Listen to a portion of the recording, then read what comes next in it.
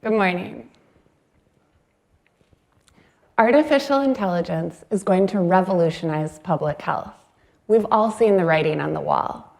Technology is evolving faster than ever, and we can hardly fathom the possibilities to come. But this is a story about the other side of public health. No matter how good our models and AI get, everything still comes down to the people.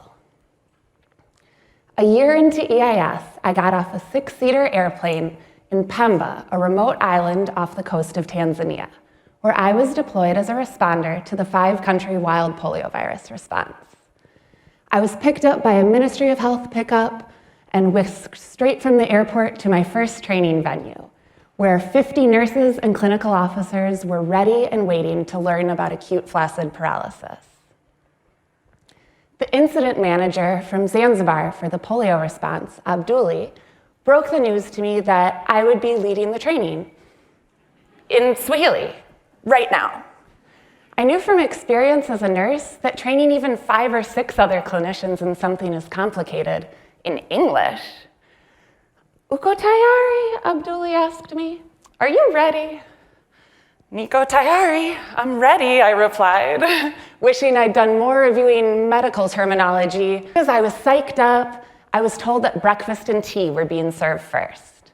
I was ready to give the presentation and trying to keep straight all the polio-related vocabulary swimming in my head, cognizant that we had several more sites we needed to visit that day.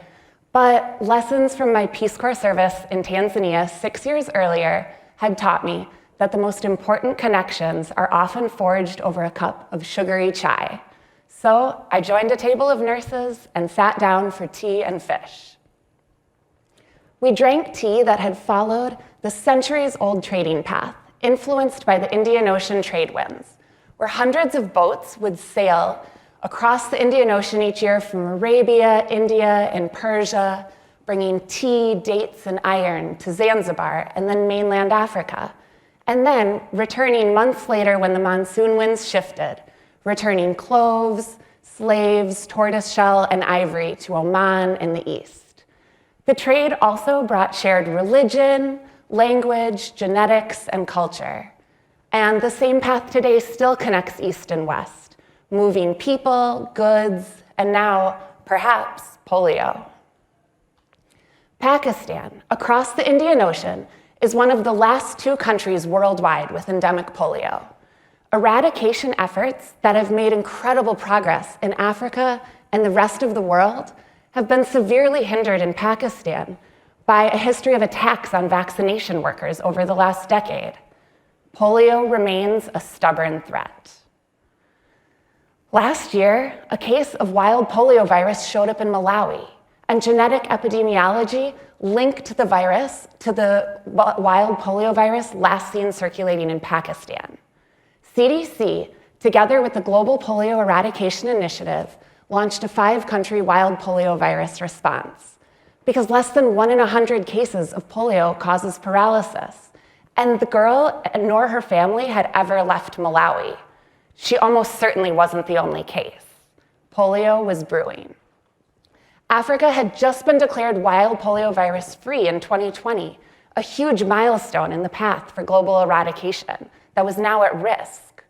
We had to find out the extent of the outbreak and strengthen the surveillance systems that would be needed to ensure we found every possible case. There was concern that the polio case had followed traditional trading routes, and Tanzania, and in particular the island communities of Pemba and Unguja in the Zanzibar archipelago, had the dangerous combination of having a very mobile population with strong family and work ties to the Middle East and having very low rates of AFP or acute flaccid paralysis surveillance.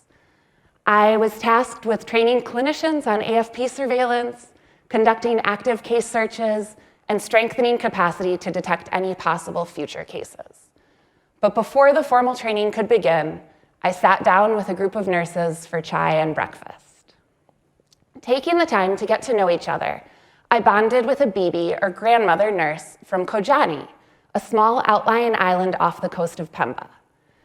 Khadija told me some of the challenges they'd been facing in her community. During the first round of the national vaccination campaign a couple of months before, vaccinators never made it to Kojani.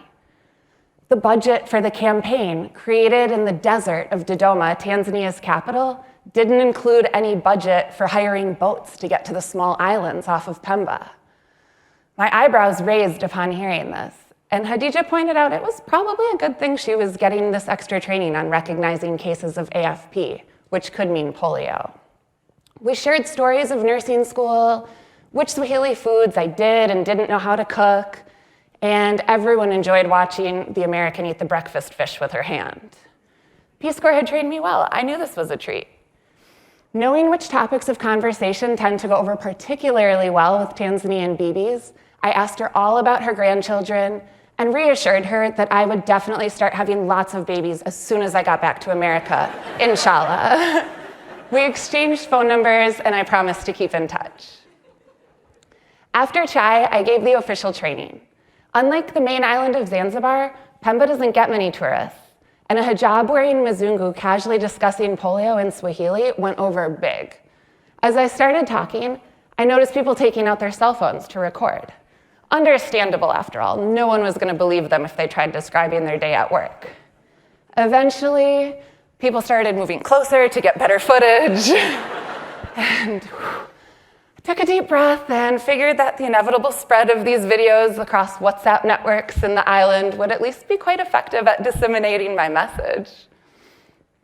The next day, we were in Wete district, visiting clinics to conduct active case search and give more trainings, when I got a call from Khadija, my BB friend. I was just figuring she was calling to say hello, see how I was doing, but then she opened with, "Sister, you're not gonna believe this. A girl had come to the clinic in Kojani that morning, unable to move her legs." The district surveillance officer, Salum, and I sprang into action, drove to the regional referral hospital to pick up extra polio test kits and a pediatrician, and then we raced off towards Kojani. But the boat back and forth between Pemba and Kojani had already made its once daily trip for the day. When testing an AFP case for polio, every day counts, and we couldn't wait until tomorrow to go. So we hung out on the shore talking to locals, trying to see if anyone could help us figure out a way to get across. Luckily, a passing group of fishermen agreed to let us catch a ride when they knew that a child needed help. Once landing on Kojani, we headed to Khadija's clinic. I was thrilled to see my friend, but the circumstances were heavy. She was devastated about this case of paralysis, and as a nurse, it was really hard on her that a child was suffering and she couldn't do anything to cure her. As we walked, we reassured her that she was doing everything she could to help the girl and her community. And if the girl did have polio, catching it this early could be saving countless lives. We journeyed with Khadija to the patient's home, and upon arriving and seeing the little girl, we were stunned. It was textbook acute flaccid paralysis, exactly what we'd been looking for. The patient needed to be tested for polio. Khadija had recognized the symptoms: sudden onset, limp legs, unable to support weight, no other discernible cause. And knowing that polio was one of the causes of this type of paralysis, she did the exact right thing by reaching out and immediately requesting a polio test. We took the first sample and left the second kit with Khadija so she could collect a second sample 24 hours later. And we arranged for the child to be transported to the regional medical center for further care. We sat with the family, giving our condolences and figuring out what else we might be able to do to support them. Weeks later, when the samples had journeyed from Pemba to Dar es Salaam and eventually to the Uganda Viral Research Institute to be tested, we learned that thankfully, the tests for polio were negative. The little girl, although not fully recovered, continues to make progress. She was connected to good quality medical care, and Khadija continues to check on her and her family. We had shown that the polio surveillance system in one of the most remote, at-risk islands in Tanzania was prepared to detect any possible cases that would reach its shores. The nurse knew what to look for, recognized it, and had the phone numbers and the confidence, no small thing in this culture, to call the district surveillance officer if this would happen again. This far corner of Tanzania was ready to respond to polio. Public health now has powerful technology: genetic typing, effective vaccines, sensitive surveillance systems, and the dawn of AI promises to take it even further. But none of this technology can do the job alone. As good as our systems are, they depend on people. And when dealing with people, there's no substitution for boots on the ground and personal connection.